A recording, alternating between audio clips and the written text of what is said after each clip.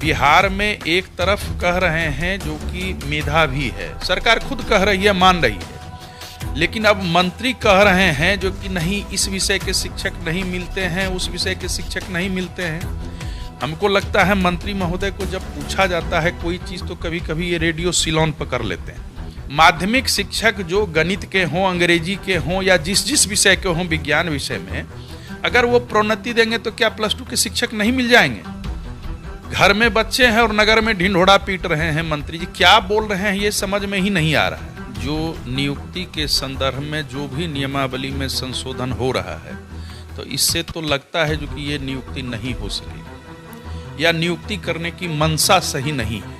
एक ही छत के नीचे आप कई तरह के शिक्षक को पैदा कर रहे हैं और बाहर के शिक्षक अगर आएंगे तो निश्चित रूप से वो बहुत ज्यादा दिन तक नहीं रहेंगे, क्योंकि वो जो बोल रहे हैं हमको लगता है उसका अर्थ वो नहीं समझ रहे हैं या बाद में उसको समझते होंगे जो कि हम क्या बोल दिए। तो एक शिक्षा मंत्री को, उसमें भी जो शिक्षक हों, वो इस तरह की बात बोलें तो भाई तब रिजल्ट कहाँ से हो रहा है, कैसे हो रहा है? तो ये तो अब बाहर से जो भी आएंगे वो जनरल कोटी में जाएंगे, ठीक है। अब तो ये भी बिहार के जितने भी अभ्यर्थी वैसे हैं उन्हीं की हकमारी होगी, लेकिन मुझे लगता है यह उलझ रहा है और उलझाने की प्रक्रिया भी चल रही है। हमको लगता है खास करके पदाधिकारी वर्ग के लोग जो ये लंबे चौड़े प्रस्ताव बनाते हैं उनको व्यावहारिक समझ नहीं लोग है और बहुत ही बेहतरीन तरीके से विश्वविद्यालयों को चला रहे हैं। बहुत दिनों के बाद बिहार को ऐसा राज्यपाल मिला है जो हायर एजुकेशन को सुधार करने में लगा है। इसलिए भी उनको बधाई देनी थी कि जो हायर एजुकेशन में जो काम कर रहे हैं, इसके लिए भी उनको बधाई देनी थी। इसलिए आया था। बाकी संजोग है कि मुख्यमंत्री आए और उसके बाद मैं यहाँ पहुँचा, लेकिन इसका कोई और इसका अर्थ नहीं निकाला जाना चाहिए। तो नियुक्ति में डोमिसाइल वाली बात थी, वो सर देखी जा रही है, क्या कहिएगा इसको? क्या करना चाह रहे हैं नीतीश कुमार? पहले लाया कि बिहारी ही करेंगे। नहीं, देखिए ये बिहारी प्रतिभा का अपमान है, ये बिहारियों का अपमान है। शिक्षा मंत्री कह रहे हैं कि बिहार में अंग्रेजी में, फिजिक्स में, केमिस्ट्री में लड़के नहीं मिल रहे हैं, तो बिना परीक्षा के आपको मालूम कैसे पड़ेगा कि लड़के नहीं मिल रहे हैं? और अगर बाहर के लोग आकर यहाँ पढ़ाएंगे तो बेचारे बिहार के लोग कहाँ जाएंगे? एक और तो जो 4 लाख जो नियोजित शिक्षक हैं उनको कह रहे हैं कि परीक्षा देने पड़ेगी आपको सरकारी कर्मी बनने के लिए। दूसरी ओर जो 2 लाख से ज़्यादा और जो टीईटी पास जो छात्र हैं वो बेचारे बैठे हुए इंतज़ार कर रहे हैं। और एक नया आपने शगुफा छोड़ दिया कि जो डोमिसाइल को ख़त्म कर दिया, तो पहले लाया क्यों था आपने, अब फिर ख़त्म क्यों किया? और अब तो परीक्षा होगी नहीं, अब तो 1 महीना फिर डेट बढ़ जाएगा। तो इसलिए सरकार को इस निर्णय पर पुनर्विचार करना चाहिए, इसको तत्काल विड्रॉ करना चाहिए। शिक्षक तो 3rd ग्रेड 3 में आते हैं, वो 3य श्रेणी के कर्मचारी के समकक्ष उनको माना जाता है।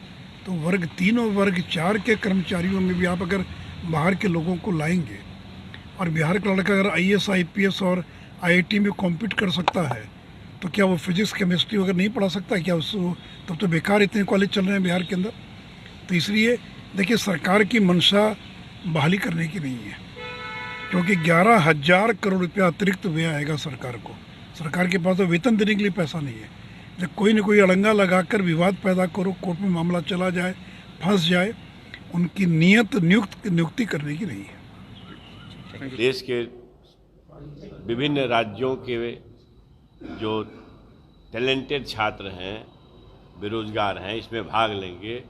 हमारे लोगों के लिए एक समस्या जरूर है सामने कि साइंस में, खास करके मैथ में, केमिस्ट्री में, फिजिक्स में, अंग्रेजी में इस तरह के कॉम्पिटेंट छात्र बहुत नहीं मिल पाते हैं, सीट खाली रह जाती है। इसके लिए क्या किया? प्रदेश के CTT अभ्यर्थी साथियों, चर्चा का विषय है कि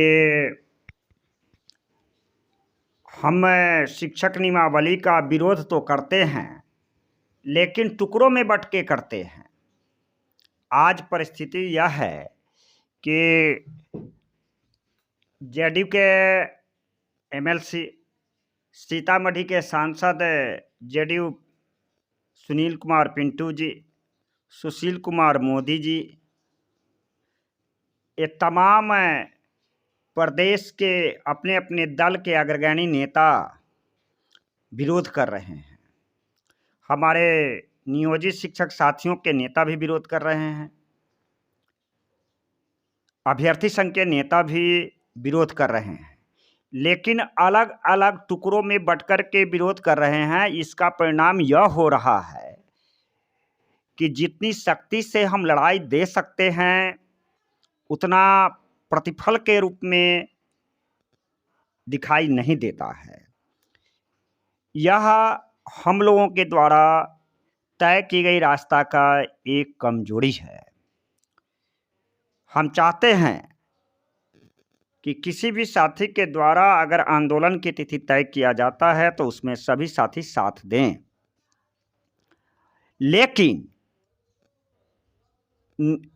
डोमिसाइल का विरोध हो, नियमावली का विरोध हो, नियमावली का केस किया ही गया है, एज रिलैक्सेशन भी उसमें साथ रहना चाहिए। हमारे द्वारा एज रिलैक्सेशन में के लिए केस किया गया है, तो आप संगठन की दायित्व को समझिए कि व्यक्ति प्रधान नहीं होता है, मुद्दा प्रधान होता है। हम लोगों के द्वारा जो किसी भी, मैंने साथियों से बात किया है, प्रदेश के तमाम साथियों से, जो इस नियमावली का विरोध करना है तो पूरे एकजुटता के साथ करना चाहिए, टुकड़ों में नहीं होना चाहिए। एज रिलैक्सेशन की मुद्दा हो, डोमिसाइल का मुद्दा हो, नियमावली का हो, और सभी मुद्दा जब एक साथ रहेगा तो हमारा संगठन ताकतवर होगा। हम साथियों से अपील करते हैं कि साथियों के संवाद के क्रम में यह बातें आती है कि आंदोलन होगा, तो हमारे बहुत सारे साथी तैयारी में लगे हुए हैं और आंदोलन स्थल पर अभ्यर्थी की संख्या कम होगी। मैं तमाम प्रदेश के साथियों से कहता हूं कि आप नियमावली को कैंसिल, लक्ष्य दृढ़ होना चाहिए, और लक्ष्य दृढ़ होगा तो आप बिना आयोग की परीक्षा दिए हुए भी आपकी नौकरी हो सकती है, जो सीटीटी अभ्यर्थी हैं। लेकिन उसमें यह होना चाहिए कि हमारा उद्देश्य पूर्ति हो गया, दूसरे का उद्देश्य नहीं हो तो उसमें साथ नहीं देना है, तब नहीं संभव होगा। पता नहीं मंत्री जी को सचिवालय के कौन से आईपीएस अधिकारी, कौन से निदेशक इस बात को पाठ पढ़ाया। हालांकि हम लोगों को इसकी संज्ञानता धीरे धीरे महसूस हो रहा था। आज से 5 महीना पहले जब मंत्री जी चंद्रशेखर जी नए शिक्षा मंत्री बने थे और उस समय जब बातचीत हो रही थी सचिवालय के अंदर, तो यह कहा जा रहा था कि खास करके इंटरमीडिएट के लिए रिक्तियां ज़्यादा है और अभ्यर्थी कम है। यह शिक्षा सचिवालय के निदेशक के द्वारा ही पढ़ाया गया पाठ का परिणाम है, जो डोमिसाइल समाप्त हुआ है। और उस समय यह बात हो रही थी कि इंटरमीडिएट में अगर डोमिसाइल को समाप्त कर दिया जाए तो एक नोटिफिकेशन में प्राइमरी में कैसे डोमिसाइल को समाप्त किया जाएगा। आप जानते हैं कि डोमिसाइल का सबसे ज़्यादा अगर कुप्रभाव पड़ा है तो प्राइमरी शिक्षक नियोजन पर पड़ा है, और अभ्यर्थी चिंतित होना स्वाभाविक बात है। इसलिए मैं अपील करता हूं प्रदेश के साथियों से, बने रहिए जीएम एजुकेशन में। सुनिए कि सुशील कुमार पिंटू जी क्या कर रहे हैं। जेडीयू एमएलसी और राज्यसभा सांसद, भूतपूर्व उप मुख्यमंत्री, भारतीय जनता पार्टी के वरिष्ठ नेता प्रदेश सुशील कुमार मोदी जी क्या कहते हैं। तो मैं तमाम नेतागण से या प्रदेश के अभ्यर्थीगण के छात्र नेता से और नियोजित शिक्षक संघ से सभी साथियों से अपील करता हूं कि जितना महत्वपूर्ण नियमावली का कैंसिलेशंस की बात है, डोमिसाइल लागू करवाने की बात है, उतना ही महत्वपूर्ण एज सीटीटी अभ्यर्थी के साथ बेईमानी क्यों, एज रिलैक्सेशन पर भी लड़ाई अगर एक साथ होता है तो अभी जो नीड है, we have need for fight and winning am successfully and easily all are moved together in one directions with combined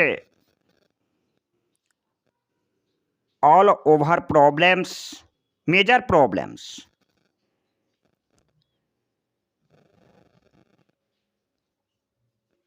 Teachers vacancies, rules and regulations prepared by Education Department.